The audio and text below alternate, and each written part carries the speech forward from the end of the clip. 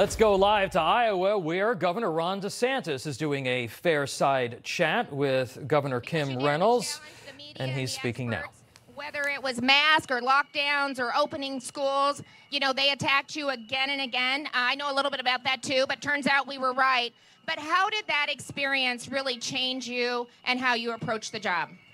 Well, look, at the end of the day, leadership means that you've got to be willing to stand for what's right, even when it's not popular, and even when you're standing virtually all alone. And in those early times of COVID, I was being attacked relentlessly by the press, by the left, by the bureaucracy, even by people in our own party.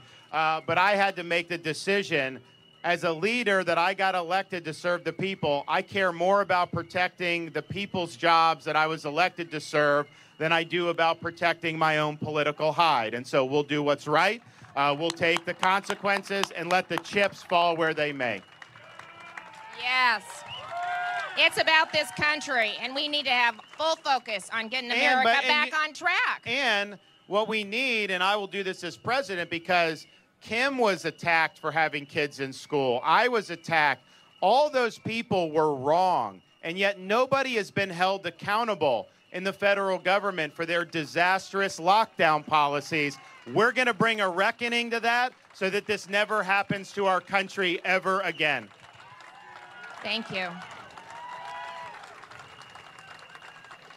So there's no doubt that we're going to switch gears here just a little bit. China and Russia are watching our military with a close eye. We see Biden focused on disinformation, access to abortion, gender policy in the military, and our enemies are focused on how to defeat us. As the only veteran in the race, can you talk about your perspective on the risk of allowing these issues to distract us and from the real threats that we face? And then can just, as part of that, tell us a little bit about what service means to you.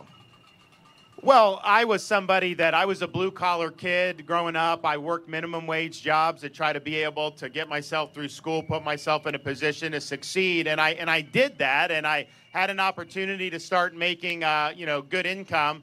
And then 9/11 happened, and I decided that, I needed to step up and serve in uniform. And whatever I could do to be able to help at a time of war, I wanted to do that. So we did. And I think what it shows, what I've done since then is, I just believe in service over self. I believe if you have an opportunity to do good things for your community or your country, that you have a responsibility to do that and to get that done. And so that's really, I think, influenced me all the way up to the present in terms of what I'm looking to do. Like with running for president, I'm not running to be somebody. I'm running to do things on behalf of the country and for the American people. It's not about me. I'm the vessel. I'm the leader. But it's really about doing right by the folks. And if you look at our military now, we have the lowest recruiting that we've had since the draft ended after the Vietnam War. And why is that? Well, part of the reason is because the military is indulging in social experimentation, woke ideology, politicization. You have talk about drag queens and pronouns and all this stuff. China is laughing at us when they see this. This is not the way you do. So we're going to get rid of all of that on day one as commander-in-chief, and we're going to restore the military mission first. Mission first.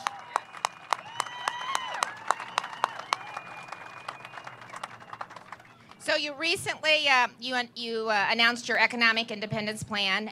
Meanwhile, we see what Biden continues to do. He continues to talk about Bidenomics. So give us a glimpse of how you'd contrast your economic message with, I don't know why in the world he's doubling down on that, but talk about the contrast and what you would do to address Bidenomics. On day one, we take all Biden regulations and executive orders and throw them in the trash can.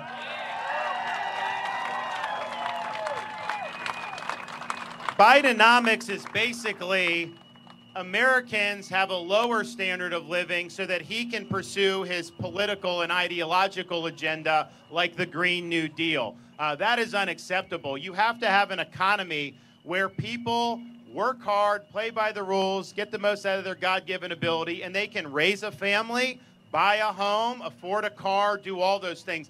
if the economy doesn't work for those middle-class families, we are not going to succeed as a country. So everything we're going to be doing is going to be focused on really bringing the middle class in this country back. Now, part of that is understanding how we got in this mess now with the high prices. We got in because of government policy. They borrowed, they printed, and they spent trillions and trillions of dollars since March of 2020 under the auspices of COVID and all these other things. Of course, you're going to get inflation. Of course, you're going to have problems with supply chain. So all the things that people have struggled with in the middle class has been a result of government policy.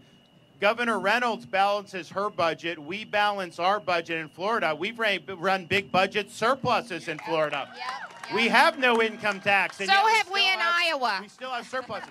And since I've been governor, we've actually paid And you've been down watching Governor Ron DeSantis 25% live in Iowa, in Des Moines, Iowa, at the Iowa State Fair. This is a fair side chat that he's been doing with Governor Kim Reynolds.